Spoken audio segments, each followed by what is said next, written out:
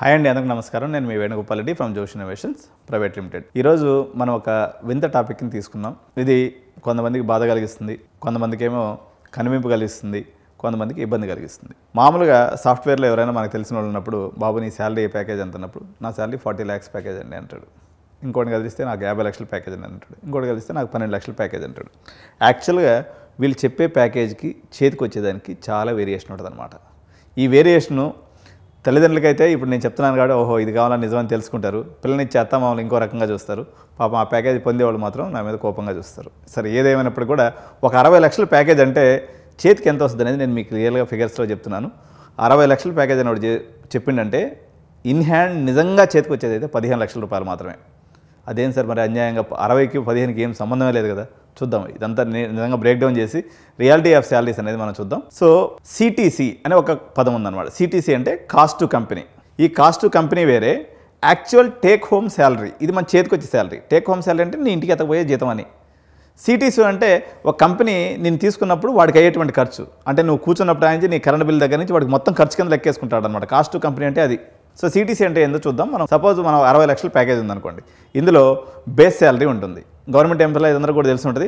40,000 రూపాయలు వాళ్ళకి 50,000 రూపాయలు శాలరీ ఉందంటే వాళ్ళ బేస్ శాలరీ 8,000 నుంచి 12,000 లోపే ఉంటుంది.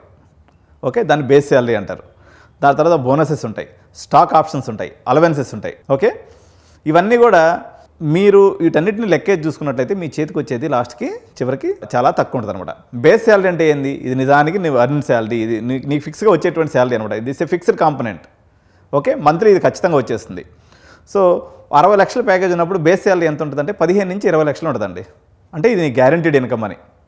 మిగిలినవన్నీ కూడా వేరియబుల్స్ అనమాట. Variable pay, stocks, bonuses. So ఇవి అవ్వచ్చు, అవ్వకపోవచ్చు. చాలామందికి ఏం చేస్తారంటే స్టాక్ ఆప్షన్స్ ఇస్తారు, ఆర్ఎస్యూస్ అంటారు. రోల్ ఆఫ్ స్టాక్ ఆప్షన్స్ అంటే ఏంటంటే చాలా కంపెనీస్ రెస్ట్రిక్టెడ్ స్టాక్ యూనిట్స్ అని ఇస్తారు అనమాట వాళ్ళ శాలరీ ప్యాకేజ్లో. సో అది చాలా ఏళ్ళ తర్వాత ఆ కంపెనీ పెర్ఫార్మెన్స్ బాగుంటే నీకేదో 10 రూపాయలు డబ్బులు వస్తాయి. లేదా కంపెనీ మటాష్ అయిపోయిందంటే నీ యొక్క వాల్యూ కూడా, షేర్స్ వాల్యూ కూడా పడిపోతుంది అనమాట. ఇది కాకుండా ట్యాక్స్ డిడక్షన్స్ అండ్ కట్స్ ఉంటాయి. సో ట్యాక్సెస్ మనకి ఎందుకు అందరికి 30% ట్యాక్స్ ఉంటుంది. మీరు హై శాలరీలో పోయినప్పుడు 30% ట్యాక్స్ రూపంలోనే పోతుంది. ఆ తర్వాత పిఎఫ్ ఉంటుంది, అదర్ డిడక్షన్స్ ఉంటాయి. ఇవన్నీ కట్స్ అయిపోయిన తర్వాత నువ్వు అనుకున్న దానికన్నా చాలా తక్కువ శాలరీ వస్తుంది. అది 60 అంటే 20 చేతికి వస్తుంది. తర్వాత ఇంకా బోనసెస్ అని చెప్తూ ఉంటారు అనమాట. జాయినింగ్ బోనస్ అని ఇస్తారు. జాయినింగ్ బోనస్ అంటే ఇప్పుడు సపోజ్ నేను యాక్సెంచర్లో పనిచేస్తున్నాను, నేను విప్రోకి రావాలనుకుంటున్నాను. కంపెనీ వాడు ఏం చేస్తానంటే ఆ కంపెనీ వదిలి వస్తున్నందుకు గాను నాకు జాయినింగ్ బోనస్ అని ఇస్తాడు. ఇది 1 టైం అండి. ప్రతి నెల జాయినింగ్ బోనస్ ఎవడివ్వడు. వీడికి ఎంప్లాయీ అవసరం కాబట్టి తెచ్చుకుంటున్నాడు కాబట్టి, నన్ను నమ్మి నా దగ్గరికి వస్తున్నావు కాబట్టి నీకు జాయినింగ్ బోనస్ అనేది ఇస్తారు. తర్వాత చేరిన తర్వాత నువ్వు పెర్ఫార్మెన్స్ బాగుందనుకోండి, దాన్ని పెర్ఫార్మెన్స్ ఇన్సెంటివ్స్ అంటారు. పెర్ఫార్మెన్స్ ఇన్సెంటివ్స్ అనేవి 1 టైం. నీ ఎక్కడ నువ్వు ఆ ప్రాజెక్ట్లో మంచి పెర్ఫార్మెన్స్ చేస్తే అంతవరకు నీకు పెర్ఫార్మెన్స్ ఇన్సెంటివ్ అనేది వస్తుంది. ఇది 1 టైం పేమెంట్స్. చాలామంది పాపం వీడిని చూసి నాకు మంచి జీతం వచ్చిందని మురిసిపోతూ ఉంటారు అనమాట. అట్లా కాదు. సో ఇది మనం బేస్ శాలరీస్కి వచ్చేటువంటి శాలరీస్కి చాలా ఎక్స్పెక్టేషన్ ఉంటుంది. సో ఏదైనా మీరు ఉద్యోగాన్ని యాక్సెప్ట్ చేసేటప్పుడు మీరు డీటెయిల్డ్ బ్రేక్ డౌన్ అంతా కూడా చూడాలి. ఓకేనా? సో ప్యాకేజ్ ఎంత అని అడిగేటప్పుడు బేస్ శాలరీ ఎంత అనేది కూడా తెలుసుకోవడం ఇంపార్టెంట్. ఏదైనా మీ బేసిక్ పే. ఎందుకంటే ఇప్పుడు ఎవరైనా, నేను కూడా చాలామంది అడుగుతున్నారు, నా ఫ్రెండ్స్ వాళ్ళ పిల్లలకి పెళ్లి చేసేటప్పుడు కూడా శాలరీ స్లిప్ తీసుకురమ్మంటారు. శాలరీ స్లిప్ తీసుకొచ్చిన తర్వాత మీరు అందరూ ఏం చూస్తారంటే బేస్ పే ఏముందని చూస్తారు. అంతేగాని మిగిలిన విషయాలు ఏమి కూడా పట్టించుకోవాలి. ఎందుకంటే గ్యారంటీడ్ ఇన్కమ్ ఏముంది అనేది మనకు లెక్క అన్నట్టు. సో రియల్ ఎస్టేట్ ఇన్కమ్ అనేది హెడ్లైన్ ఫిగర్స్ కన్నా ఎప్పుడు చాలా తక్కువ ఉంటుంది.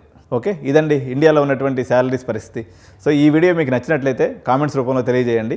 సో మీ అభిప్రాయాలని మీ కామెంట్స్కి అన్నిటి కూడా మేము సమాధానం ఇవ్వడం అనేది జరుగుతుంది. సో ఈ వీడియోని మీ ఫ్రెండ్స్ అందరూ కూడా షేర్ చేయండి. మా యూట్యూబ్ ఛానల్ని సబ్స్క్రైబ్ చేయండి. Thank you so much. జై హింద్.